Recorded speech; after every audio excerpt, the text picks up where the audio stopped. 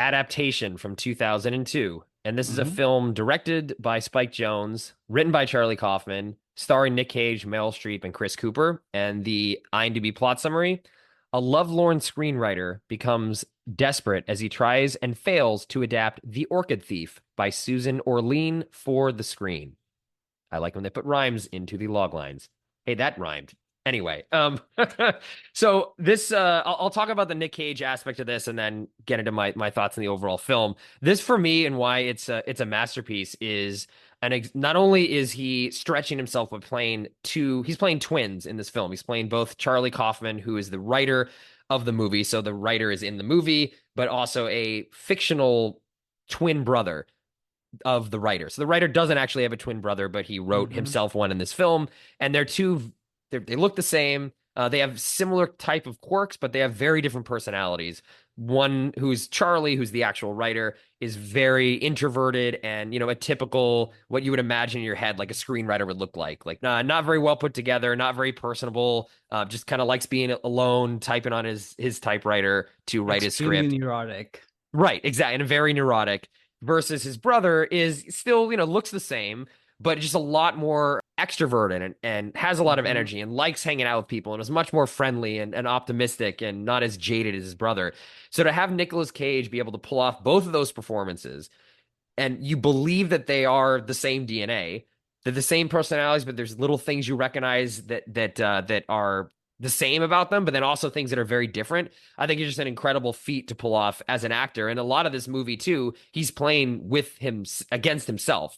It's just him and himself Hmm. filming a scene where the two brothers are talking, or the two brothers are running through the swamp, or trying to get killed, and all these crazy stuff that happens in the third act. But it's just him, and he holds the screen as two different versions of the same character. And that to me, just I think is an incredible feat, and really shows how yes, Nicolas Cage can be in things like The Rock, but he also is at the end of the day a very very good actor.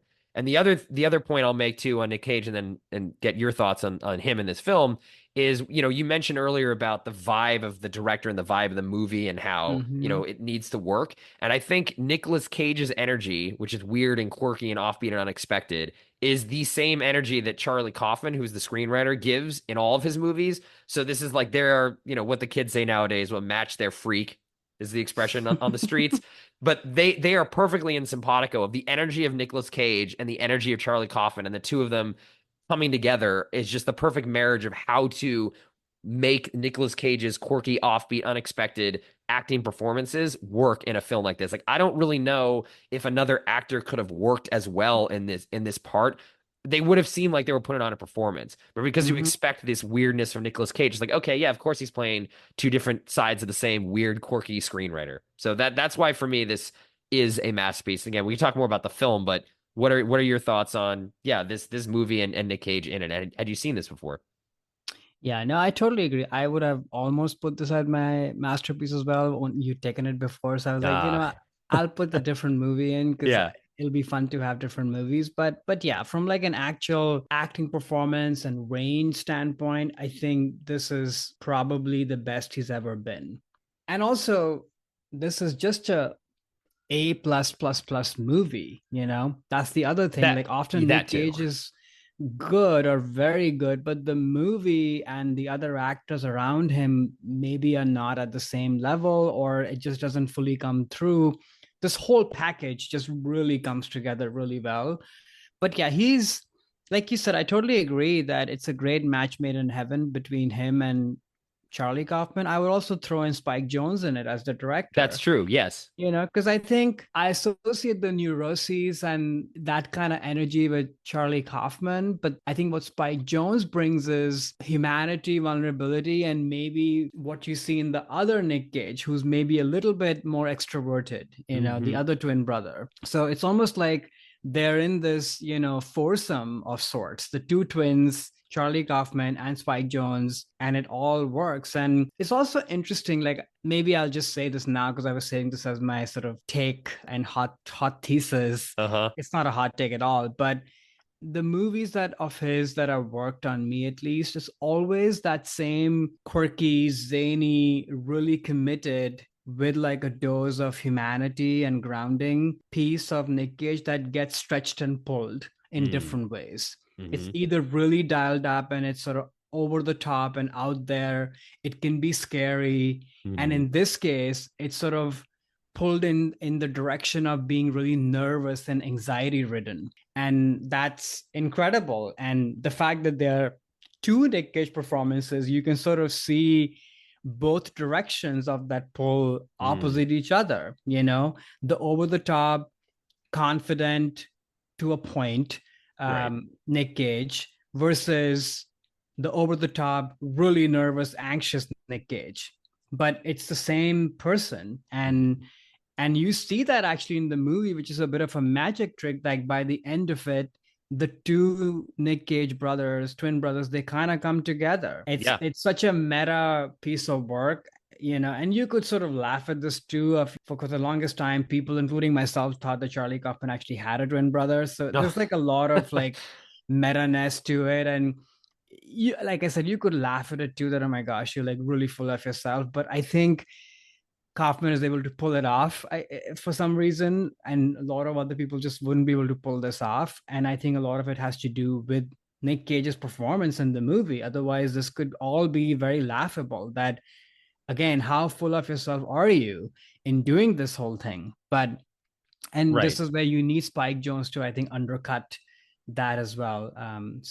But yeah, let's get into the movie a little bit. What did you think of the movie? Yeah, I think you raise an interesting point about the feat that Charlie Kaufman's trying to pull off here. I mean, he wrote himself into his own screenplay, which Yeah. is crazy. And I mean, again, the movie is so meta too because it's about that at the same time. I think this movie is incredible and the best Charlie Kaufman that I think is out there. I think this movie, especially going back and seeing it now, so many years later, it does feel like something that has been done after this a lot, and other people have attempted something like this, so it doesn't feel as fresh and new now than it did when I first saw it, at least, of how many layers and how many what it's Mm. actually trying to do.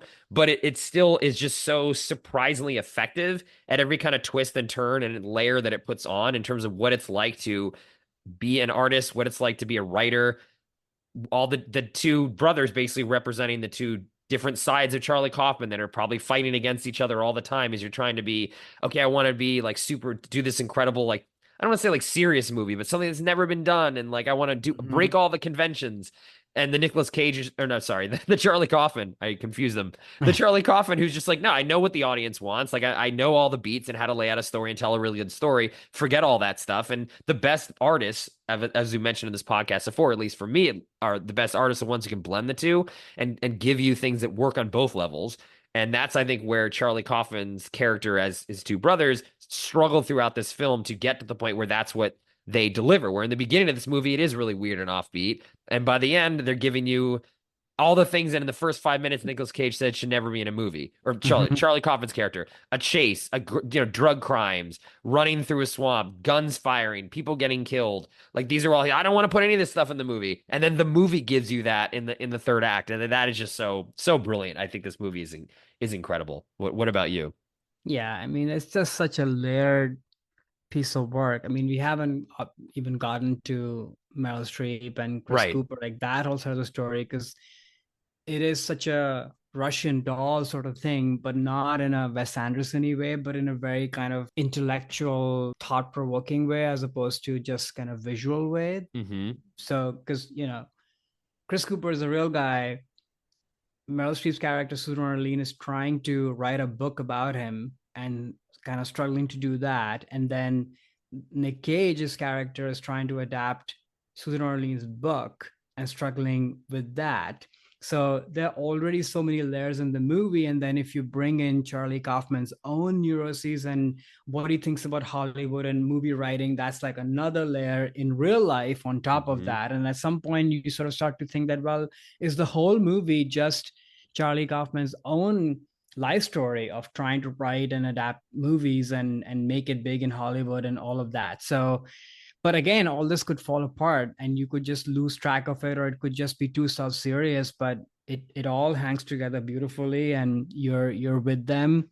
And as a Meryl Streep fan, I have to say, like, this is one of her I think top tier performances. You Mm. don't see Meryl do that very often, where she's Hmm. just totally unhinged and looks kind of grimy in those swamp scenes. And the chemistry between her and Chris Cooper is, I mean, Meryl has chemistry with everybody, but in this movie, you really see that side of her. Like she's sexy and but also kind of grimy, like I said.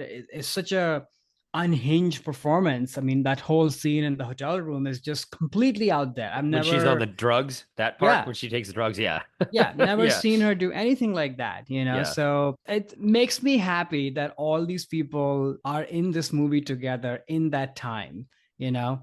And it all works. Yeah. So, Yeah. and it might be one of the best movies about just movies and screenwriting, you know, on top of all of this, in addition to everything we've said already. Yeah, and then even just on a creative process too. I Yeah. mean, I've never written a screenplay, but I have done things where, either writing for work or just for fun. A lot of the stuff that Nick Cage, I love that scene when he's like, okay, like I gotta write something. Well, should I get a coffee? I'll reward myself later with a coffee. Right. First, I'm gonna write. Like I've gone through all that stuff for various different projects. Like, oh, that's Yep. so relatable. So it really just is even bigger than screenwriting. But I think the screenwriting piece is also really interesting as he's not only adapting a book, but he's like adapting to how he wants to, like what kind of screenwriter he wants to be. You have to adapt your style to. I mean, that word adaptation, it means like so many different things That's in the all it context of this movie. is. There's like 10 different ways you can say this is an adaptation of something. But I also love the Brian Cox scenes, Oh, who is yeah. Robert McKee, who's a real guy. That one speech that he gives about like when he yells at Nicolas Cage and says that, what do you mean nothing, real life is nothing happening? Like that whole tirade that he goes on over like people say, oh, this is so unrealistic. This isn't real life. Real life, nothing happens. And he's like, actually, everything happens all the time in real life. People getting shot, people are betraying each other, like people falling out of love. Like that speech, I really think is cool. And it resonates with me because I'm like, yeah, that is true. And that's what, movies where nothing happens is bullshit. Like Brian Cox says, it's things happen all the time in real life, and movies are that piece that is interesting, and that's what you capture and put on the screen because that's what the audience wants to hear. So and again, I think that's something probably Charlie Kaufman was thinking about too. It's like, oh, I don't, why should I put all these things in here? This isn't really what real life is, and that's just his note to himself in a way. So I feel like this movie's talking to himself a lot, note to himself, but you know what, you can put in those things in because those things happen in real life. Drama is real life is drama. I mean, you kind of forget that sometimes because there's a lot of boring parts in between, but there's interesting things happening all the time in life out there. And you just have to, appreciate that. So that scene always resonated a lot with me. And also I love Brian Cox, but Yeah.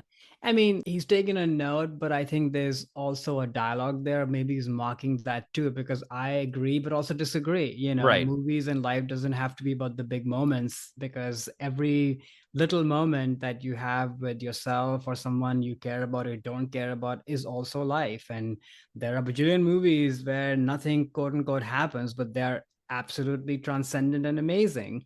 And the first half of this movie is that where they're just struggling to write and you don't even know where that's going, and that is probably a super compelling movie. You could just have that movie stand alone and that'll be totally fine. So you don't need hysterics and histrionics all the time in a movie or in life either. I mean, or just to say that life is more than that.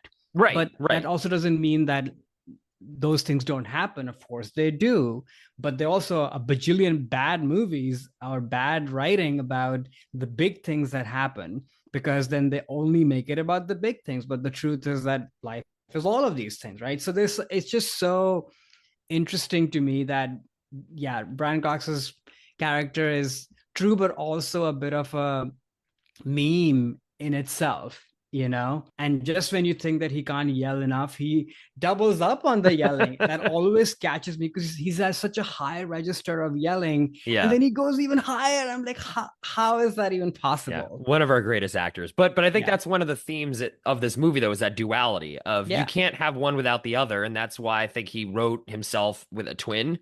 And then, like you said, at the end of the movie, when there's only one of them left, that one Nicolas Cage or one Charlie Kaufman is sort of a combination of the two. He's now at Yep. one with both sides of himself, and that's why the movie ends with the turtles is happy together because when you bring those two things together, whether it's different sides of your personality, the high and the low art or the big things in life or the small things, it's that unification of both, and that balance of both is what makes things happen. Yeah, the movie's great. It was really fun to watch again. It'd been a while. Hi there, it's Alex. If you like the review and discussion Karan and I just had, make sure you subscribe to our channel, Movies That Shaped Us, to get full episodes. Every other Wednesday, Karan and I review a new release and then discuss 6 other movies made by that film's actor or director and how they shaped us. Subscribe right now or follow our podcast on Spotify or Apple Podcasts via the link in the description below. Hope you join us for the journey.